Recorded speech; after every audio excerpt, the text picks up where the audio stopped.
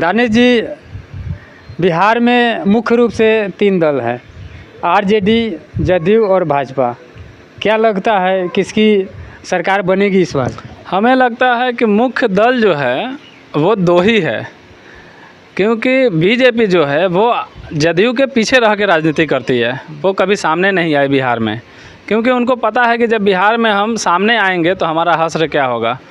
इसलिए हमें लगता है कि 2 ही मुख्य पार्टियां हैं, एक गठबंधन, महागठबंधन और एक एनडीए गठबंधन।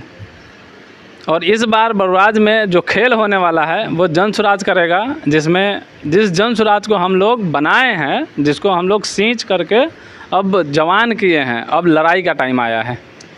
आप जन सुराज के 2-3 बार नाम लिए हैं। जन सुराज एक नई पार्टी है और नई पार्टी के पास कार्यकर्ता होता नहीं है, और चुनाव जीतने के लिए कार्यकर्ता की आवश्यकता होती है। जन सुराज एक सोच है। पार्टी बनने से पहले जब हम लोग काम कर रहे थे तो जन सुराज अभियान करके हम लोग काम कर रहे थे, तो उसको जो हम लोग घर घर तक, गांव गांव तक पहुंचाए हैं, तो इसकी कार्यकर्ता हर गांव में, हर समाज में और हर जात में आपको मिलेंगे। ये हमारी पार्टी कोई जात पात की राजनीति नहीं करती है, हम समाज की राजनीति करने के लिए आए हैं, एक नई पार्टी बनाए हैं। भला ही आपको लगता है कि पार्टी नहीं है, लेकिन ये काम 3 साल से चल रहा है और इतनी मजबूती के साथ इस बार चुनाव होगा ना कि इन दोनों पार्टियों का सफाया हो जाएगा। अभी आप कहे हैं कि जन सुराज जात पात की राजनीति नहीं करती है। आप जानते हैं कि बिहार में जातिगत राजनीति होती है। बिहार में जातिगत राजनीति होती है और होती आई है वर्षों से, लेकिन जब तक बिहार की जनता और हम लोग जब तक जागेंगे नहीं, जब तक जात पात से उठ करके समाज में रोज़गार, शिक्षा, स्वास्थ्य के नाम पर वोट नहीं करेंगे, जब तक हमारे अंदर जागरूकता नहीं आएगी, जब तक इस बिहार का भला होने वाला नहीं है। आप देखिए कि बिहार आज़ादी के 80 साल होने वाला है और 80 साल में बिहार कहाँ है? जहाँ था उससे और पीछे ही चला गया, और इससे अलग हुए राज्य झारखंड का आप स्थिति देख लीजिए, और जो अगल बगल के राज्य हैं वो दिन पर दिन तरक्की कर रहे हैं और हम दिन पर दिन गर्क में जा रहे हैं। इसका मुख्य कारण क्या है कि हमने कभी भी जात पात से ऊपर उठ करके राजनीति नहीं की, जात पात से ऊपर उठ करके हम लोगों ने वोट नहीं किया। अभी आपने कहा विकास की बात, तो विकास जब होगा जब सरकार बनेगी जन सुराज की, और सरकार बनाने के लिए वोट चाहिए। आपको पता है कि यादव और मुस्लिम MY समीकरण आरजेडी के पक्ष में वोट करता है और बैस बनिया मोदी के नाम पर वोट करता है। तो विकास तो करना चाहते हैं आप लोग। जन सुराज की पार्टी का जो सरकार है वो बनेगी, जब बनेगी जब जाति बंधन टूटेगा, कैसे तोड़ पाइएगा? देखिए, हम मुस्कुरा रहे थे इसलिए कि आप बात कर रहे थे MY समीकरण का। जो MY समीकरण का यूपी में क्या हुआ, अखिलेश यादव से आप पूछिए। अखिलेश यादव ने साफ साफ मीडिया चैनल पे कहा कि MY मुस्लिम यादव है ही नहीं, MY महिला और यूथ है। तो बिहार में जो MY को आप मुस्लिम यादव समीकरण करके, जो लालू प्रसाद यादव जो कई दशकों से राजनीति करते आ रहे हैं और जीतते आ रहे हैं, अपने मुख्यमंत्री बने, अपने बीवी को मुख्यमंत्री बनाए, अपने बेटा को मुख्यमंत्री बनाए, अब अपने बेटा को मुख्यमंत्री बनाने का दावा कर रहे हैं। अब ये पार्टियां बताएंगी कि MY समीकरण इस चुनाव में टूट जाएगा। यहाँ भी MY समीकरण महिला यूथ के जगह पे कुछ और ना हो जाए, वो हम नहीं कहेंगे, बाद में बताएंगे। प्रशांत किशोर की विचारधारा को आप लोग जन जन तक कैसे पहुँचाइएगा, क्या रोड मैप है? देखिए, प्रशांत किशोर के जो विचारधारा है, जो स्वास्थ्य, शिक्षा, रोजगार जो सबसे प्रमुख मुद्दा है, उस मुद्दा को लेकर के हम लोग लगभग 3 साल से हम लोग मेहनत कर रहे हैं और गांव-गांव तक जा रहे हैं, लोगों को बीच सभा कर रहे हैं, लोगों को जागरूक कर रहे हैं कि आप अपने बच्चों के लिए वोट कीजिए। आप लोगों से पूछिएगा कि आपने कभी भी वोट किया है तो आप किस नाम पे वोट किए हैं?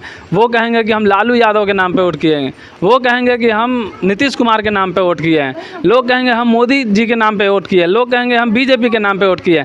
आज तक कोई ऐसा व्यक्ति बता दीजिए जो कहा हो कि हम अपने बच्चों के भविष्य के नाम पर वोट करना चाहते हैं, ऐसा आपको कोई व्यक्ति नहीं मिलेगा। उसी धारा को तोड़ करके एक नई राजनीति लेकर के हम लोग आए हैं जन सुराज की तरफ से। नीतीश जी अभी हाल फिलहाल में बुज़ुर्गों को 1100 पेंशन किए हैं और मिल भी रहा है। वहीं जीविका दीदी को 10,000 रुपये देने की बात कहे हैं। तो क्या लगता है कि जीविका दीदी और जो भी नीतीश कुमार का विकास है वो विकास को लोग अनदेखा करेगा? हम लोग 2.5-3 साल से गांव-गांव घूम के कह रहे थे कि जब हमारी सरकार आएगी तो जो वृद्धा पेंशन 400 रुपये मिलती है वो भीख की राशि है। भीख में भी लोग 400 रुपये नहीं देता है किसी गरीब को, और ये नीतीश कुमार गरीब को 400 रुपये दे रहे थे।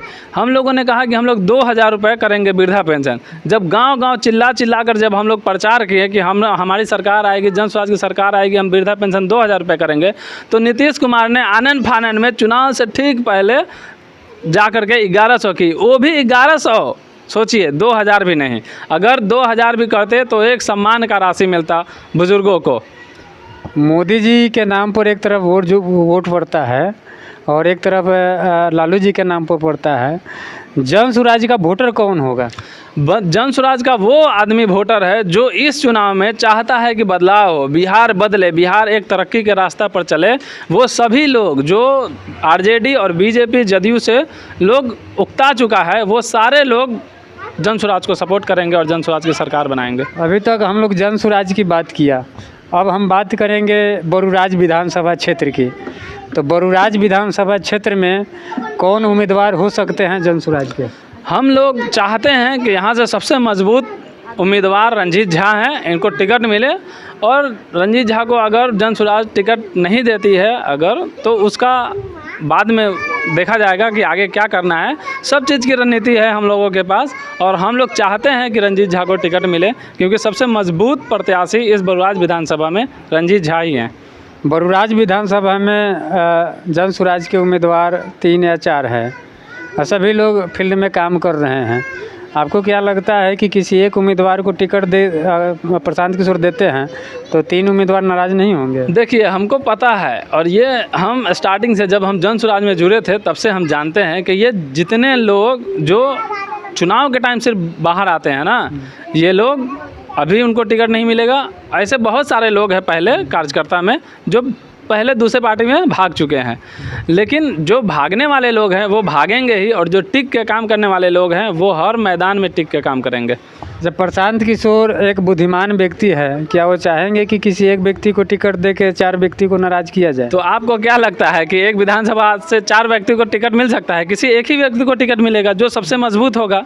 तो अब प्रशांत किशोर जी की जो टीम है, जो आईपैक के लोग हैं और अदर टीम है जो घूम रही है, सर्वे कर रही है, उनको भी पता है कि सबसे मजबूत कैंडिडेट कौन है, और उम्मीद करते हैं कि रंजीत झा का ही नाम सबसे ऊपर होगा। अगर ऐसा नहीं हुआ तो उसके लिए फिर बाद में हम लोग काम करेंगे। जन स्वराज की प्रचार प्रसार आप लोग कर रहे हैं, क्या फीडबैक मिल रहा है? फीडबैक यही है कि त्राहिमाम है जनता में, जनता परेशान है। इन जो चाचा भतीजा की सरकार जो चलती है राज्य में, उससे पूरी जनता परेशान है। वो लोग बौखलाए हुए हैं। वो लोग चाहते हैं कि एक तीसरा विकल्प मिले और एक बदलाव हो, बिहार एक तरक्की के रास्ते पर चले।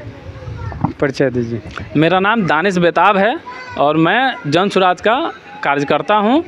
तो अभी आप सुन रहे थे दानिश बेताब से, और हमारे सवालों को बेबाकी से जवाब दे रहे थे। अब आने वाला समय बताएगा कि सरकार किसकी बनती है। फ़िलहाल आप देख रहे थे समाज की आवाज़, मैं हूं राजेश कुमार।